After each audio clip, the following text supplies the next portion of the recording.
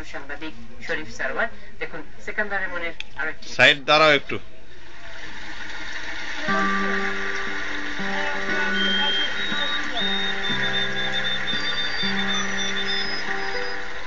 এতদিন যারা জিওগ্রাফিক চ্যানেলে সাগরতলের নানা দৃশ্য দেখে অভ্যস্ত, তাদের জন্য সুখবর হলো বাংলাদেশিরাও পিছিয়ে নেই দুঃসাহসিক এই অভিযান থেকে। সীমিত পরিসরে হলেও অনেক বাংলাদেশি যুবক এখন যাচ্ছেন সমুদ্র তলদেশে। ফটো সাংবাদিক হিসেবে বাংলাদেশ থেকে এই প্রথমবারের মতো থাইল্যান্ডের আন্দামান সাগরের চাকরি দ্বীপের তলদেশে গেছেন শরীফ সারওয়ার। টোটালি ডিফারেন্ট একটা ওয়ার্ল্ড। এই ওয়ার্ল্ডটার চেয়ে অনেক অনেক সুন্দর।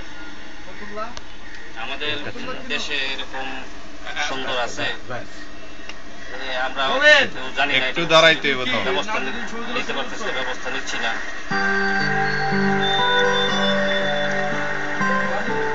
Starfish, stingray, scorpion fish, sea urchin fish, jellyfish সহ শত প্রজাতির মাছ আর সামুদ্রিক প্রাণী চোখে পড়ে এই অভিযানে। বিশ্বের অন্যান্য দেশের মতো বাংলাদেশেও সমুদ্রের তলদেশে রয়েছে সৌন্দর্য। শুধুমাত্র পরিকল্পনা আর উদ্যোগের অভাবে ওই জগৎটা সম্পর্কে খুব একটা জানা যায় না।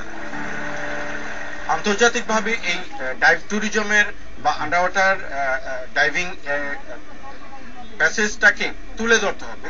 তাহলে হয়তো বিভিন্ন দেশ থেকে ডাইভ ট্যুরিজমের জন্য বা আন্ডারওয়াটার নেচার দেখার জন্য অনেক লোক ছুটে আসবে। এ পরিস্থিতিতে সি ডাইভাররা চান সরকারি বেসরকারি উদ্যোগ আর কার্যকর পদক্ষেপ, আর তাহলেই এ খাত থেকে বিপুল পরিমাণ অর্থ আয় করা সম্ভব বলেও মনে করেন সংশ্লিষ্টরা। সিকান্দার রেমান, বাংলা ভিশন।